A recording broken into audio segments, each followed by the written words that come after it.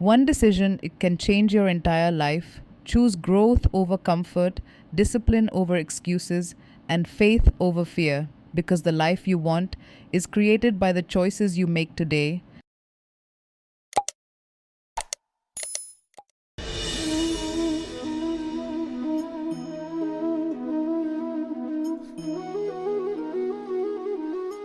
जगत में प्रत्येक व्यक्ति को किसी ना किसी प्रकार की निर्बलता अवश्य होती है। जैसे कोई बहुत तेजी से दौड़ नहीं पाता तो कोई अधिक भार नहीं उठा पाता, कोई असाध्य रोग से पीड़ित रहता है तो कोई पढ़े हुए पाठों को स्मरण में नहीं रख पाता। ऐसे अनेकों उदाहरण और भी हैं। क्या आप किसी ऐसे व्यक्ति को जानते हैं जिसे सब कुछ प्राप्त हो और हम जीवन की उस एक निर्बलता को जीवन का केंद्र मानकर जीते हैं? इस कारणवश हृदय में दुख और असंतोष रहता है सदा।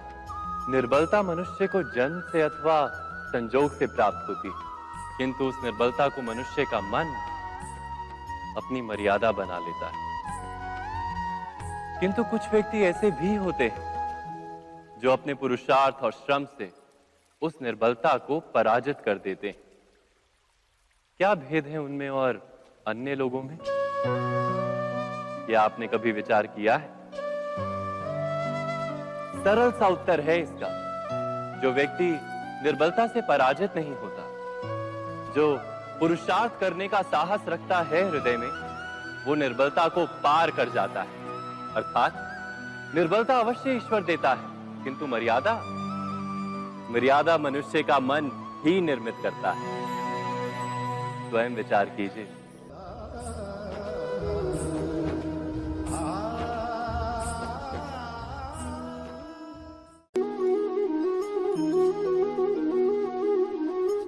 भविष्य का दूसरा नाम है संघर्ष। हृदय में आज इच्छा होती है और यदि पूर्ण नहीं हो पाती तो हृदय भविष्य की योजना बनाता है। भविष्य में इच्छा पूर्ण होगी ऐसी कल्पना करता रहता है, किंतु जीवन ना तो भविष्य में है ना अतीत में।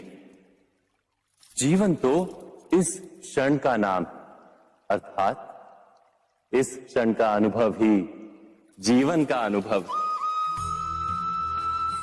पर हम ये जानते हुए भी इतना सा सत्य समझ नहीं पाते। या तो हम बीते हुए समय के स्मरणों को घेर कर बैठे रहते हैं, या फिर आने वाले समय के लिए हम योजनाएं बनाते रहते हैं और जीवन जीवन बीत जाता है। एक सत्य यदि हम हृदय में उतार लें कि ना हम भविष्य देख सकते हैं, ना ही भविष्य निर्मित कर सकते हैं, हम तो केवल धैर्य और साहस के साथ भविष्य को आलिंगन दे सकते हैं, स्वागत कर सकते हैं भविष्य का। तो क्या जीवन का हर पल जीवन से नहीं भर जाएगा? स्वयं विचार कीजिए।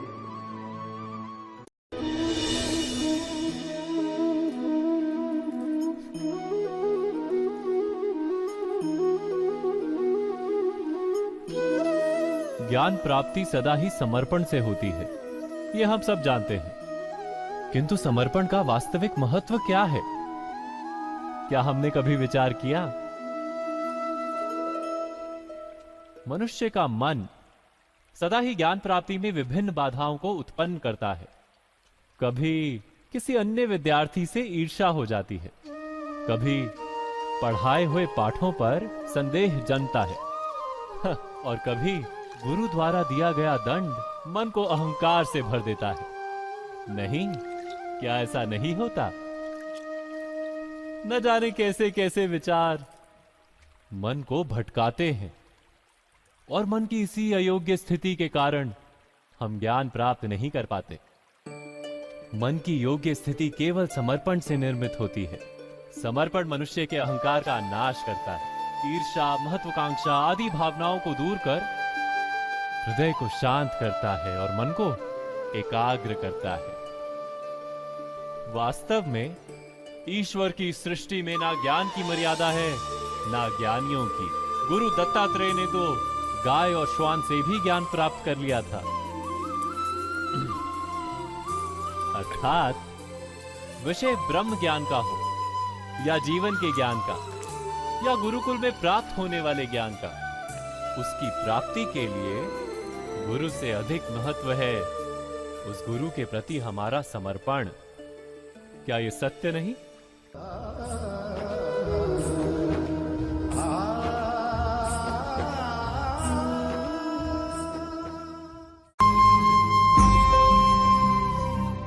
प्रत्येक मनुष्य के जीवन में ऐसा क्षण अवश्य आता है जब सारे स्वप्न, सारी आशाएं, सारे दृश्य ध्वस्त हो जाते हैं। जीवन के सारे आयोजन ही बिखर जाते हैं।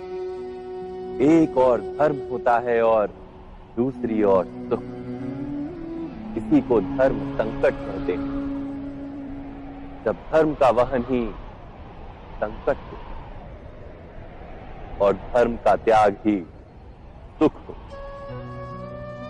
विचार कीजिए, कभी किसी स्वजन के विरुद्ध सत्य बोलने का अवसर प्राप्त हो जाता है, कभी ठीक दरिद्रता के समय सरलता से चोरी करने का मार्ग प्राप्त हो जाता है, कभी किसी शक्तिशाली राजनेता या राजा के कर्मचारी का अधर्म प्रकट हो जाता है।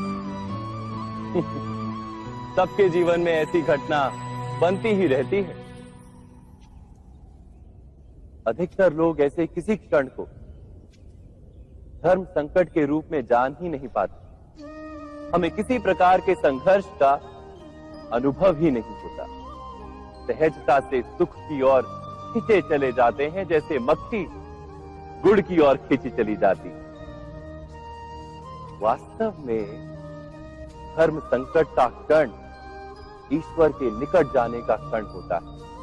यदि हम संघर्षों से भयभीत ना, सुख की ओर आकर्षित ना, अपने धर्म पर दृढ़ रहे, तो ईश्वर का साक्षात्कार दूर नहीं।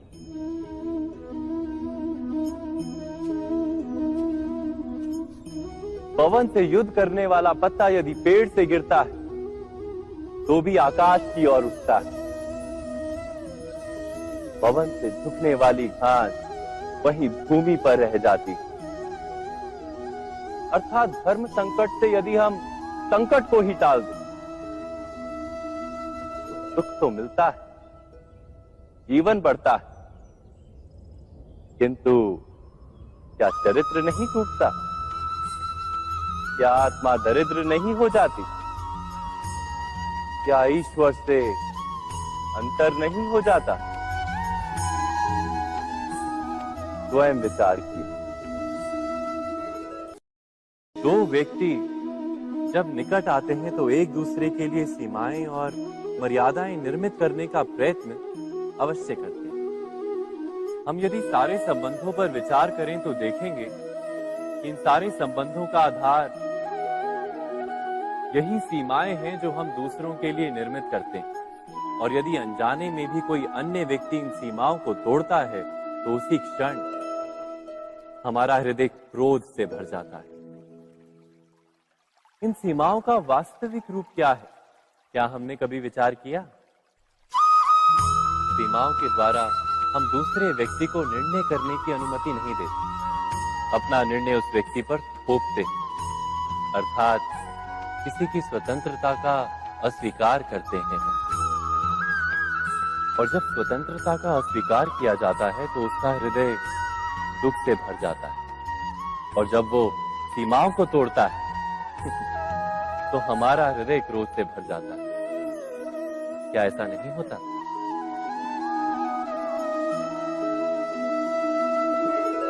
पर यदि एक दूसरे की स्वतंत्रता का सम्मान किया जाए तो किसी मर्यादाओं या सीमाओं की आवश्यकता ही नहीं होती। अर्थात जिस प्रकार स्वीकार किसी संबंध का देह है, क्या वैसे ही स्वतंत्रता किसी संबंध की आत्मा नहीं?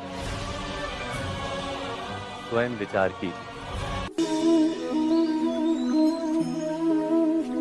सबके जीवन में ऐसा प्रसंग अवश्य आता है कि सत्य कहने का निश्चय होता है हृदय में, किंतु मुख से सत्य निकल नहीं पाता। कोई भय मन को घेर लेता है।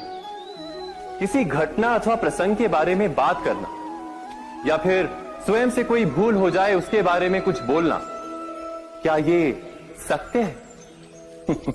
नहीं, ये तो केवल तथ्य है। अर्थात जैसा हुआ था वैसा केवल बोल देना सामान्य सी बात है। किंतु कभी कभी उस तथ्य को बोलते हुए भी भय लगता है। कदाचित किसी दूसरे की भावनाओं का विचार आता है मन, दूसरे को दुख होगा ये भय भी शब्दों को रोकता है। तो ये सत्य क्या है? क्या हमने कभी विचार किया है? जब भय रहते हुए भी कोई तथ्य बोलता है तो वो सत्य कहलाता है।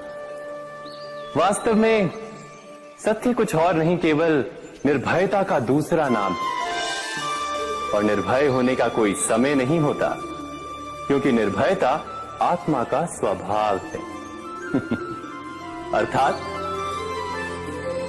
क्या प्रत्येक क्षण सत्य बोलने का क्षण नहीं होता?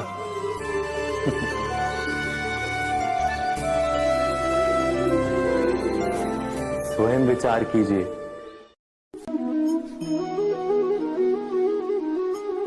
श्रेष्ठता का क्या अर्थ है? श्रेष्ठता का अर्थ है दूसरों से अधिक ज्ञान प्राप्त करना। अर्थात मूल्य इस बात का नहीं कि स्वयं कितना ज्ञान प्राप्त किया, मूल्य इस बात का है कि प्राप्त किया हुआ ज्ञान अन्य लोगों से कितना अधिक है। अर्थात श्रेष्ठता की इच्छा ज्ञान प्राप्ति को भी एक स्पर्धा बना देती है। और स्पर्धा में विजय अंतिम कब होती है?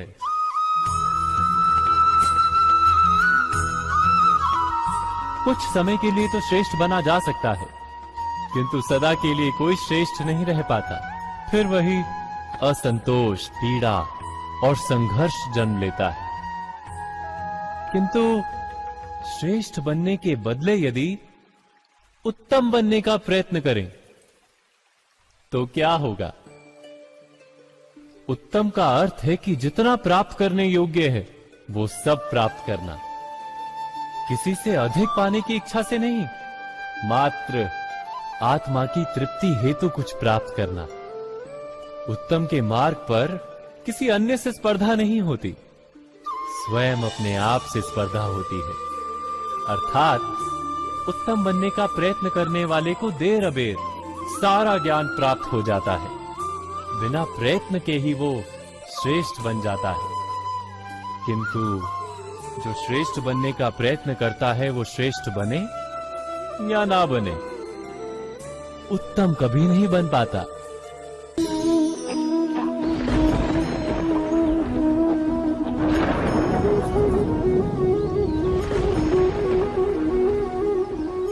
सपनों और पूर्वाभासों के आधार पर हम भविष्य के सुख दुख की कल्पना करते हैं। भविष्य के दुख का कारण दूर करने के लिए हम आज योजना बनाते हैं। किंतु कल के संकट को आज निर्मूल करने से हमें लाभ मिलता है या हानि पहुंचती है, ये प्रश्न हम कभी नहीं करते। सत्य तो ये है कि संकट और उसका निवारण साथ जन से, व्यक्ति के लिए भी और सृष्टि के लिए भी। नहीं, आप अपने भूतकाल का स्मरण कीजिए, इतिहास को देखिए, आप तुरंत ही ये जान पाएंगे कि जब जब संकट आता है तब तब उसका निवारण करने वाली शक्ति भी जन्म लेती है। यही तो जगत का चलन है। वस्तुतः संकट ही शक्ति के जन्म का कारण है। प्रत्येक व्यक्ति जब संकट से निकलता है तो एक पद आगे बढ़ा होता है, अधिक चमकता है, आत्मविश्वास से अधिक भरा होता है, न केवल अपने लिए अपितु विश्व के लिए भी। क्या ये सत्य नहीं? वास्तव में संकट का जन्म है एक अवसर का जन्म, अपने आप को बदलने का, अपने विचारों को ऊंचाई पर करने का अवसर, अपनी आत्मा को बलवान और ज्ञान मंडित बनाने का अवसर। जो ये कर पाता है उसे कोई संकट नहीं होता, किंतु जो ये नहीं कर पाता वो तो स्वयं एक संकट है विश्व के लिए। विचार कीजिए।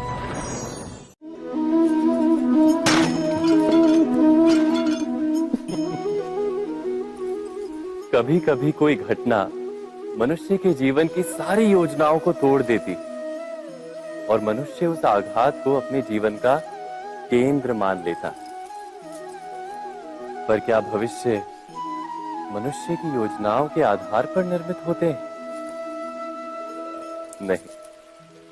जिस प्रकार किसी ऊंचे पर्वत पर सर्वप्रथम चढ़ने वाला उस पर्वत की तलाई में बैठकर जो योजना बनाता है, क्या वही योजना उसे उस पर्वत की चोटी तक पहुंचाती है?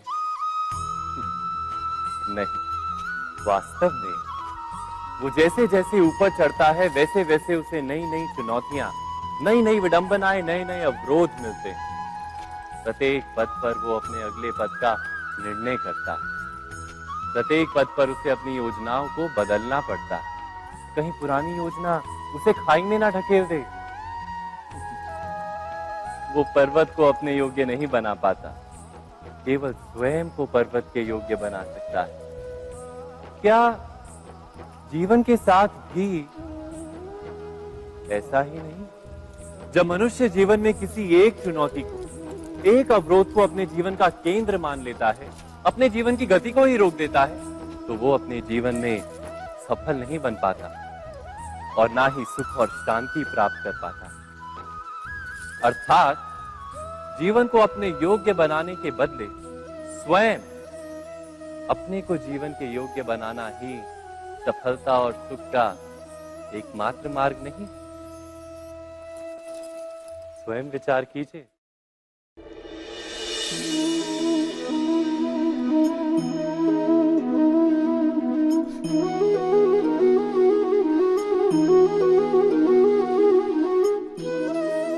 जीवन का हर क्षण निर्णय का क्षण होता है। प्रत्येक पद पर दूसरे पद के विषय में कोई निर्णय करना ही पड़ता है और निर्णय अपना प्रभाव छोड़ जाता है। आज किए गए निर्णय भविष्य में सुख अथवा दुख निर्मित करते हैं, ना केवल अपने लिए, अपने परिवार के लिए भी, आने वाली पीढ़ियों के लिए भी। जब कोई दुविधा सामने आती है तो मन व्याकुल हो जाता है, अनिश्चय से भर जाता है। निर्णय का वो क्षण युद्ध बन जाता है और मन बन जाता है युद्ध भूमि। अधिकतर निर्णय हम दुविधा का उपाय करने के लिए नहीं, केवल मन को शांत करने के लिए लेते हैं। पर क्या कोई दौड़ते हुए भोजन कर सकता है? नहीं। तो क्या युद्ध से जूझता हुआ मन कोई योग्य निर्णय ले पाएगा? वास्तव में शांत मन से जब कोई निर्णय करता है तो अपने लिए सुखद भविष्य बनाता है, किंतु अपने मन को शांत करने के लिए जब कोई निर्णय करता है तो वो व्यक्ति भविष्य में अपने लिए कांटों भरा वृक्ष लगाता है। स्वयं विचार कीजिएगा।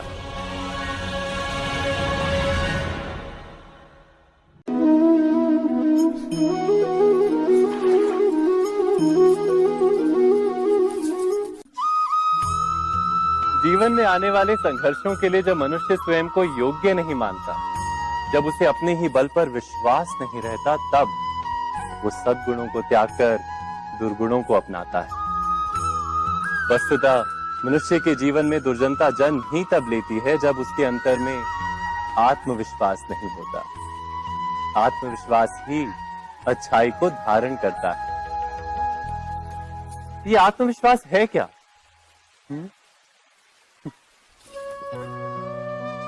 जब मनुष्य ये मानता है कि जीवन का संघर्ष उसे दुर्बल बनाता है, तो उसे अपने ऊपर विश्वास नहीं रहता।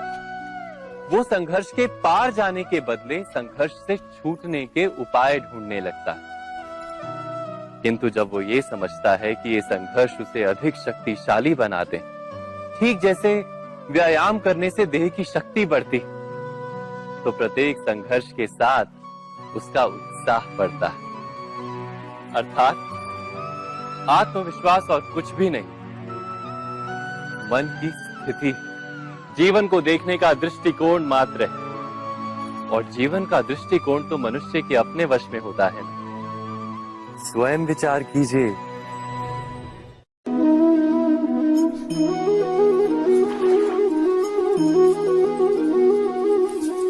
पिता सदा ही अपने संतान के सुख की कामना करते हैं, उनके भविष्य की चिंता करते रहते हैं।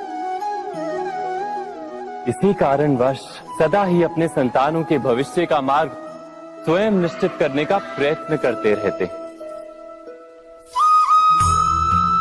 जिस मार्ग पर पिता स्वयं चला है, जिस मार्ग के कंकर पत्थर को स्वयं देखा है, मार्ग की छाया, मार्ग की धूप को स्वयं जाना है, उसी मार्ग पर उसका पुत्र भी चले, यही इच्छा रहती है हर पिता की। निस्संदेह उत्तम भावना है ये, किंतु 3 प्रश्नों के ऊपर विचार करना हम भूल ही जाते हैं। कौन से प्रश्न? प्रथम प्रश्न, क्या समय के साथ प्रत्येक मार्ग बदल नहीं जाते? क्या समय सदा ही नई चुनौतियों को लेकर नहीं आता? तो फिर बीते हुए समय के अनुभव नई पीढ़ी को किस प्रकार लाभ दे सकते हैं? दूसरा प्रश्न, क्या प्रत्येक संतान अपने माता पिता की छवि होता है? हाँ, संतानों को संस्कार तो अवश्य माता पिता देते हैं, किंतु भीतर की क्षमता तो ईश्वर देते हैं। तो जिस मार्ग पर पिता को सफलता मिली है, विश्वास है कि उसी मार्ग पर उसकी संतानों को भी सफलता और सुख प्राप्त होगा। तीसरा प्रश्न, क्या जीवन के संघर्ष और चुनौतियां लाभकारी नहीं होती? क्या प्रत्येक नया प्रश्न एक नए उत्तर का द्वार नहीं खोलता? तो फिर संतानों को नए नए प्रश्नों, संघर्षों और चुनौतियों से दूर रखना, ये उनके लिए लाभ करना कहलाएगा या हानि पहुंचाना? अर्थात जिस प्रकार संतान के भविष्य का निर्माण करने के बदले उसके चरित्र का निर्माण करना श्रेष्ठ है, वैसे ही संतानों के जीवन का मार्ग निश्चित करने के बदले उन्हें नए संघर्षों के साथ जूझने के लिए मनोबल व ज्ञान देना अधिक लाभदायक नहीं होगा? स्वयं विचार कीजिए। मनुष्य की सबसे बड़ी दुर्बलता क्या होती है? सोचिए।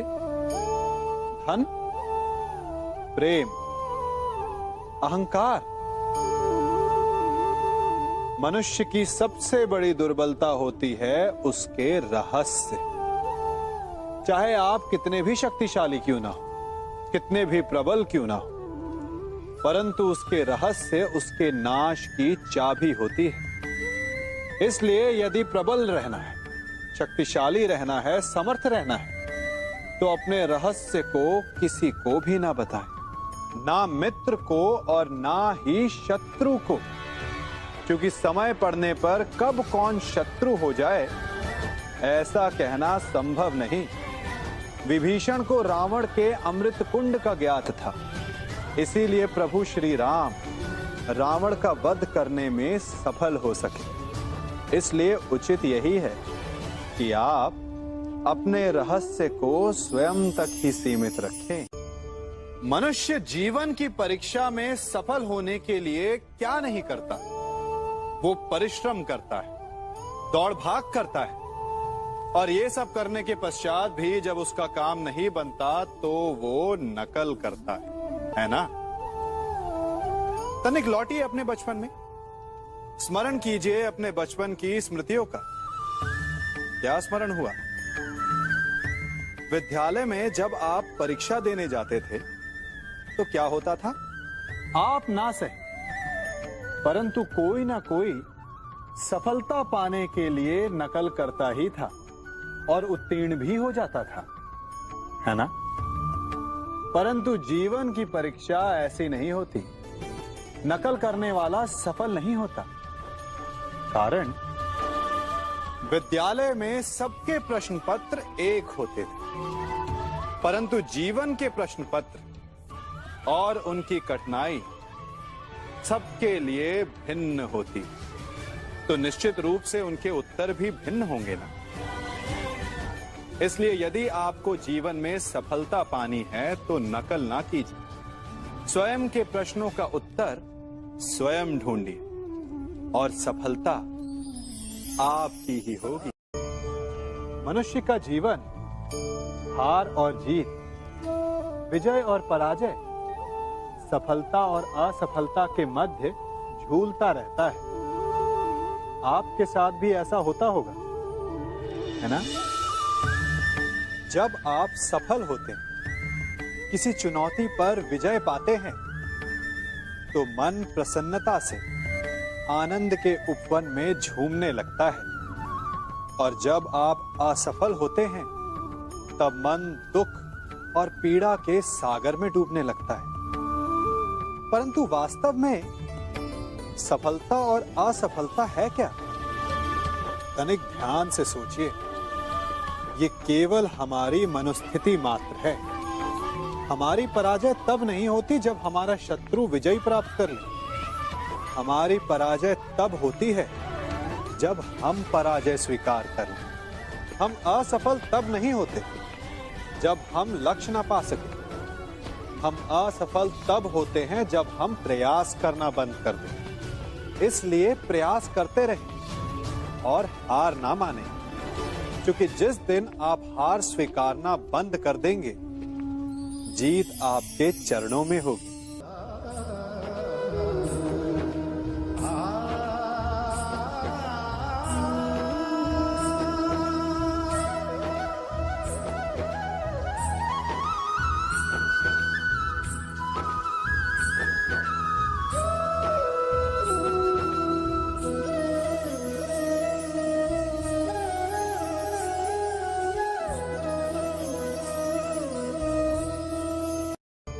आप सबने बरगद के वृक्ष को तो देखा ही होगा।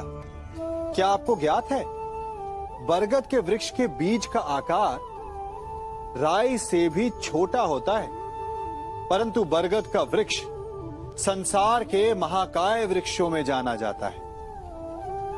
जब उसका जन्म होता है तब उसमें वो जटाएं, वो शाखाएं नहीं होती, परंतु जैसे जैसे उसका विस्तार होता है, जैसे जैसे वो अधिक शाखाओं का भार उठाता है, अधिक पत्तियों का सृजन करता है, वैसे वैसे उसकी शाखाएं जटाएं बनकर जड़ तक पहुंचती है और इस वृक्ष को सहारा देती है। ये जीवन का बहुत महत्वपूर्ण पथ है। बिना लोभ लालच शुभ कार्य करें, अन्य लोगों की सहायता करें। धीरे धीरे आपने जिनकी सहायता की वो आपके सहायक बनते जाएंगे, आपकी जड़ों को और बलशाली बनाएंगे, आयु मान और आकार बढ़ाएंगे। सहजीवन, सहायता और निष्काम कर्म आपको मृत्यु के पश्चात भी मरने नहीं देगा, आपको अमर रखेगा। हमारा शरीर प्रकृति का एक महान आविष्कार है। इससे जटिल संरचना संसार में और कोई नहीं। हमारा शरीर जितना जटिल है, यदि इसे ठीक से जाना जाए तो इससे अधिक सरल ज्ञान देने वाला और कोई नहीं। हमारे शरीर में 5 इंद्रियां होती हैं जो हमें भाव, गुण और वस्तुओं का बोध कराती हैं। हमारे पास आंखें हैं, नाक है, स्पर्श के लिए त्वचा है, कान है और जीभा है। सबका भिन्न भिन्न कार्य है। आंखों से देखना, कानों से सुनना, नथनों से श्वास लेना, त्वचा से स्पर्श करना और जीभा से स्वाद लेना। परंतु क्या आपने कभी सोचा कि प्रकृति ने हमें 2 आंखें दी, 2 नथने दी, 2 कान दी, स्पर्श के लिए ये पूरा शरीर दिया, परंतु जीभा केवल 1 दी? ऐसा क्यों? क्योंकि प्रकृति चाहती है कि हम देखें अधिक, सुने अधिक और ज्ञान अधिक अर्जित करें, बोले कम। क्योंकि अधिक वाचाल नाश को निमंत्रण देता है। स्मरण रखिएगा।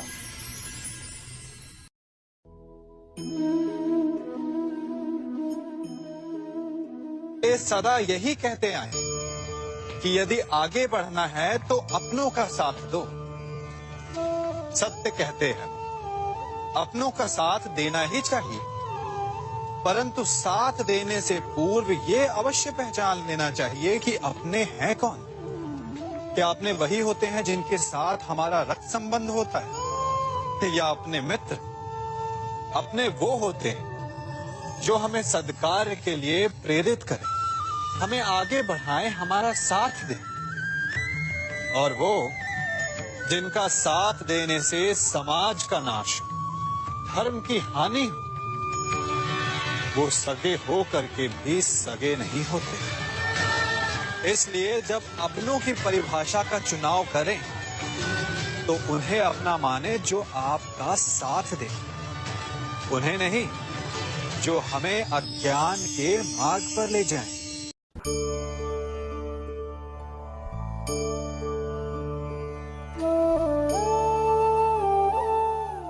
आप जिनसे प्रेम करते हैं सदा उनके समीप रहना चाहते हैं, नहीं चाहते कि कभी अपनों से दूर होना पड़े, बिछड़ना पड़े। परंतु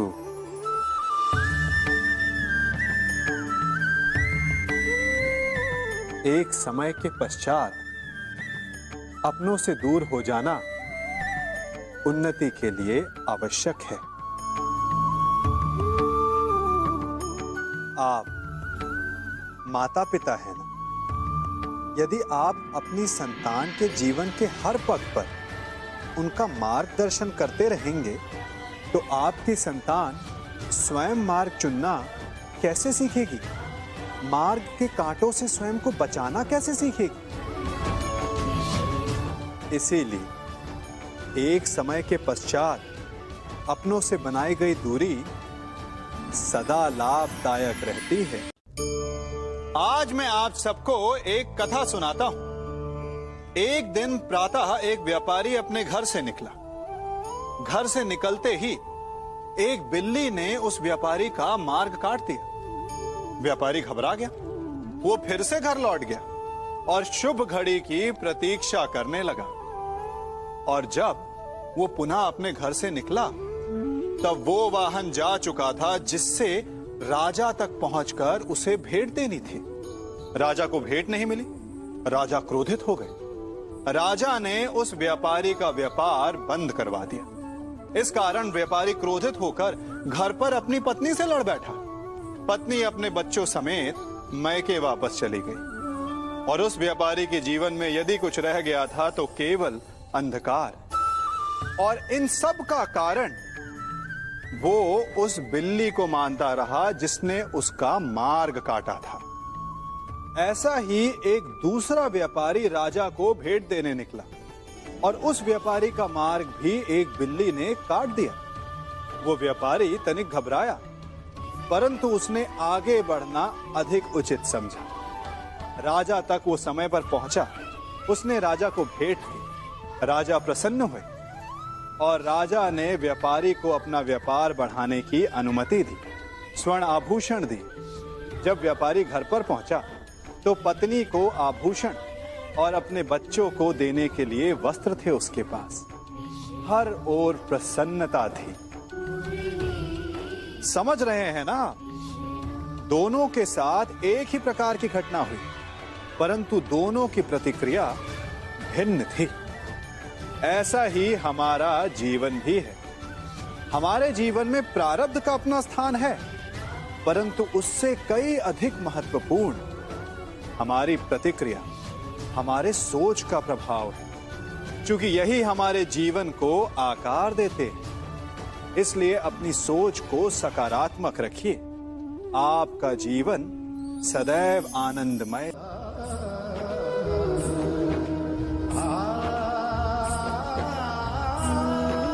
हम सभी अपने जीवन में कोई ना कोई कार्य करते हैं। कार्य करते हैं तो थकान की अनुभूति होती है। और यदि थकान ना उतरे तो कार्य करने का मन नहीं करता। हम आशा करते हैं कि कदाचित एक दिन में 24 के स्थान पर 26 घंटे होते तो आराम करने के लिए हमें और अधिक समय मिल जाता। हमें ऐसा अनुभव होता है कि हम बहुत अधिक कार्य कर रहे हैं, है ना? परंतु क्या आपने कभी सोचा है कि जो लोग संसार में सफल हैं, उनके पास भी सफल होने के लिए दिन में केवल 24 घंटे थे, तो फिर वो सफल क्यों हैं? इसका एक छोटा सा रहस्य है। वो कार्य चुनते हैं जो उन्हें प्रिय है, जिसे करने में उन्हें आनंद आता है। उन्हें लगता ही नहीं कि वो कार्य कर रहे हैं, उन्हें लगता है कि वो प्रतिपल आनंद मना रहे हैं। और जब आप आनंद मनाते हैं तो थकान कैसी? इसलिए यदि आप जीवन में कोई भी कार्य करें तो वो आपके मन को भाना चाहिए, या जो कार्य आप कर रहे हैं उसे अपने मन को भा देने दो। सफलता आपको मिलेगी। कभी सोचा है हमारा जीवन भी उस रेत की घड़ी की भांति है? जो रेत नीचे गिर चुकी है वो हमारा अतीत है, जो अब भी ऊपर है वो हमारा आने वाला भविष्य है, और वर्तमान ये संकुचित स्थल है जहां से धीरे धीरे करके रेत गिर रही है। अर्थात हमारे पास जीने के लिए यही एक क्षण है। उसका उपयोग कैसे करना है ये हम पर निर्भर करता है। जो बीत गया उसका दुख मनाना है, या जो भविष्य में होने वाला है उसकी प्रतीक्षा में क्रोध करना है। सब कुछ करने के लिए यही एक क्षण है। प्रसन्न रहना है तो उसके लिए भी यही एक पल है। प्रतीक्षा करते रहोगे तो ये पल भी भूतकाल में बदल जाएगा। इसलिए आनंद के लिए, परोपकार के लिए प्रतीक्षा ना कीजिए। आपके पास जो पल है उनका भरपूर सदुपयोग कीजिए, क्योंकि इस घड़ी को पलटकर आप फिर से समय अवश्य गिन सकते हैं, परंतु अपना बीता हुआ समय आप वापस नहीं लौटा पाएंगे।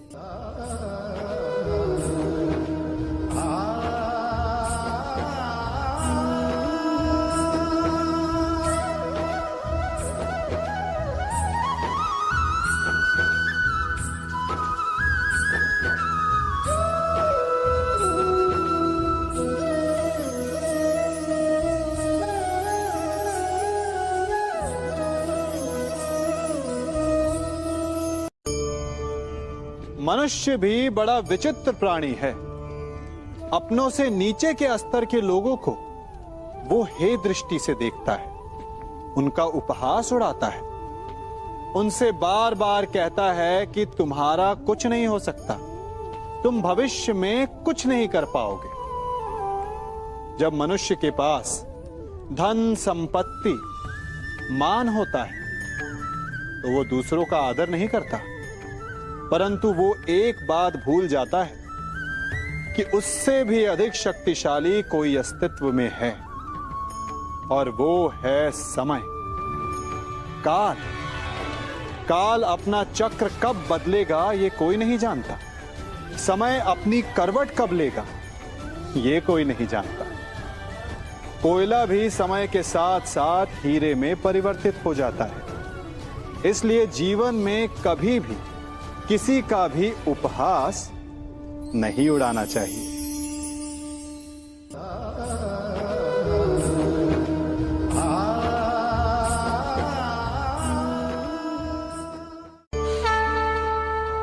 गर्व, अभिमान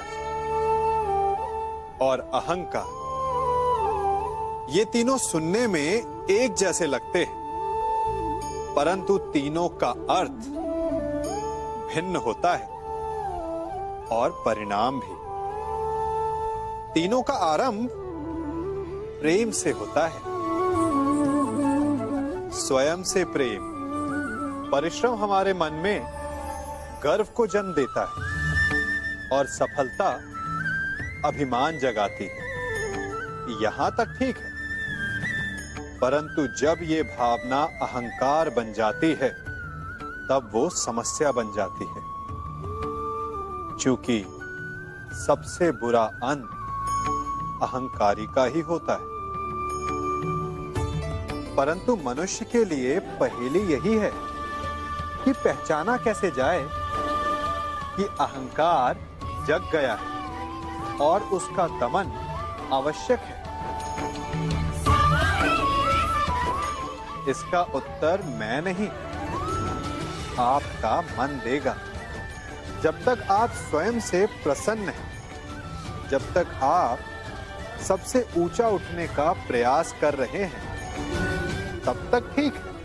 परंतु जब आपके मन में दूसरों को नीचा समझने का भाव आ जाए तो सावधान हो जाइए, क्योंकि यही अहंकार है जो वास्तव में आपको हीन कर रहा है।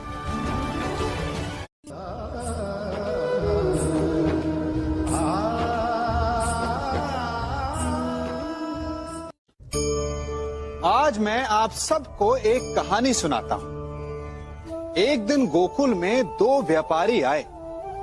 एक व्यापारी शहद का था, बड़ा मीठा शहद था उसका, परंतु वो गोकुल में टिक नहीं पाया। उसके व्यापार ने घाटा खाया और शीघ्र ही वो गोकुल छोड़कर चला गया। और दूसरा व्यापारी मिर्च का था। पहले दिन वो एक पोटली लाया और दूसरे ही दिन वो पूरी बैलगाड़ी भर कर लाया और धीरे धीरे पूरी मथुरा में उसकी धाक जम गई। मुझे बड़ा आश्चर्य हुआ, तो मैंने बाबा से पूछा कि ऐसा क्यों कि एक मीठे शहद का व्यापारी कंगाल हो गया और एक मिर्च का व्यापारी धीरे धीरे नगर सेठ बन गया। बाबा मुस्कुराए और उन्होंने कहा कि मीठी बोली बोलने वाले की तीखी मिर्च भी बिक जाती है और जो कड़वी बोली बोलता है उसका मीठा शहद भी नहीं बिकता। वाह, कितने उत्तम विचार हैं उनके, और उचित ही है। मनुष्य अपने जीवन में सदैव अपने वचनों से उठता है और अपने वचनों से ही गिरता है। इसलिए अपने जीवन में सदैव मीठी बोली बोलने का प्रयास कीजिए, आपका जीवन सरल हो जाएगा। मनुष्य की सबसे बड़ी दुर्बलता क्या होती है? सोचिए। धन, प्रेम, अहंकार। मनुष्य की सबसे बड़ी दुर्बलता होती है उसके रहस्य। चाहे आप कितने भी शक्तिशाली क्यों ना हो, कितने भी प्रबल क्यों ना हो, परंतु उसके रहस्य उसके नाश की चाबी होती है। इसलिए यदि प्रबल रहना है, शक्तिशाली रहना है, समर्थ रहना है, तो अपने रहस्य को किसी को भी ना बताएं, ना मित्र को और ना ही शत्रु को, क्योंकि समय पड़ने पर कब कौन शत्रु हो जाए ऐसा कहना संभव नहीं। विभीषण को रावण के अमृत कुंड का ज्ञात था, इसीलिए प्रभु श्री राम रावण का वध करने में सफल हो सके। इसलिए उचित यही है कि आप अपने रहस्य को स्वयं तक ही सीमित रखें।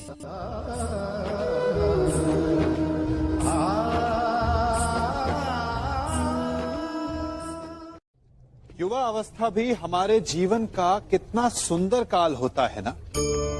बाहु में बल, मन में कुछ बड़ा कर जाने की चाह, आंखों में भविष्य के सुंदर और कोमल सपने। और इसी अवस्था में मनुष्य के भीतर पनपता है प्रेम।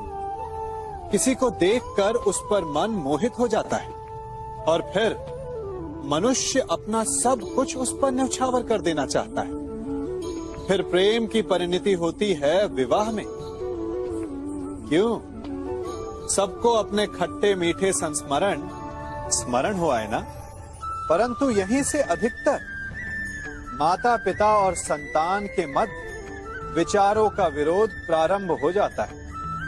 संतान को लगता है कि उसका चुना जीवन साथी ही उसके लिए उपयुक्त है, और माता पिता को लगता है कि संतान अनजाने में भूल कर रही है। संतान का तर्क होता है कि उसे विवाह किससे करना है, ये उसका अधिकार है, और माता पिता का तर्क ये होता है कि अब भी जीवन साथी चुनने की समझ संतान में है ही नहीं। तो इस अवरोध को काटा कैसे जाए, उचित निर्णय कैसे लिया जाए? इसका एक ही मार्ग है, अपने उत्तरदायित्व का भान और अपनों से बड़ों के मापदंडों का भान। विवाह करने से पूर्व ये जान लेना आवश्यक है कि विवाह केवल अपने प्रेम को पाने का मार्ग नहीं है, अपितु विवाह से जीवन का एक नया द्वार भी खुलता है, और हर नए जीवन के साथ नए उत्तरदायित्व भी होते हैं। और यदि इन उत्तरदायित्वों को समझकर निर्णय लिया जाए तो विश्वास कीजिए, आपका दाम्पत्य जीवन आनंद से भरा रहेगा, और आपको कभी ये पछतावा नहीं होगा कि आपने कोई अनुचित निर्णय लिया।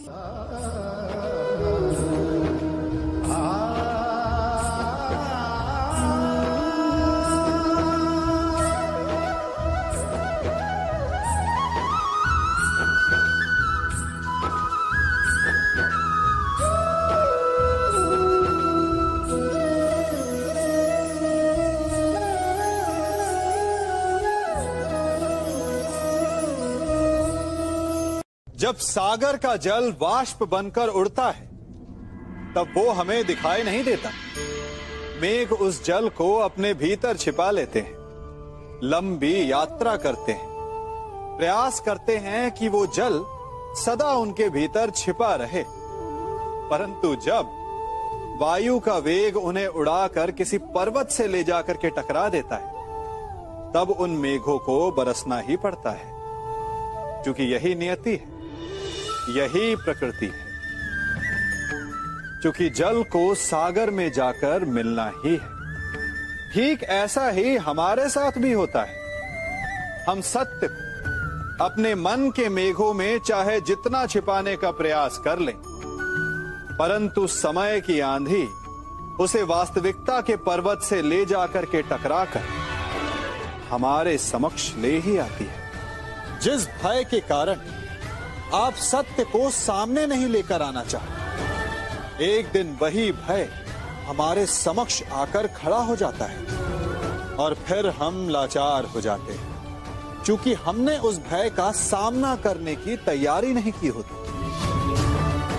इसलिए सत्य से भागे नहीं, उसे छिपाए भी नहीं, उसे स्वीकार करें। भविष्य की बड़ी विपत्ति से बच जाएंगे।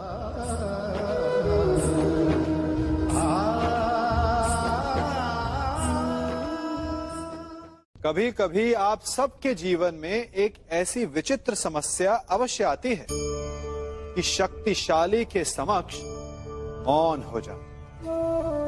कि उस शक्तिशाली से विवाद करने से बचने के लिए आप मौन रह जाते। मानता हूं ऐसा करने से आप एक विवाद से बच जाते, एक संघर्ष से बच जाते, परंतु ऐसा बचाव एक बड़े संघर्ष को जन्म दे देता है। कैसे? हमारा मौन रहना अनजाने में उसका समर्थन बन जाता है, और वो स्वयं को अधिक शक्तिशाली अनुभव करता है, और यहां से हमारा दमन प्रारंभ हो जाता है। एक के बाद एक हम अन्याय में अनचाहे रूप से सम्मिलित होते चले जाते हैं। तो इसका तोड़ क्या है? ये समझने के लिए ये जानना आवश्यक है कि ऐसी कौन सी बात है जो आपको विरोध करने से रोकती है। ये सामने वाले की शक्ति नहीं जो आपको रोकती है, या आपके भीतर छिपा भय है जो आपको रोकता है? हाँ, कभी कभी भय आपकी सुरक्षा अवश्य कर सकता है, परंतु साथ साथ ये भी जानना आवश्यक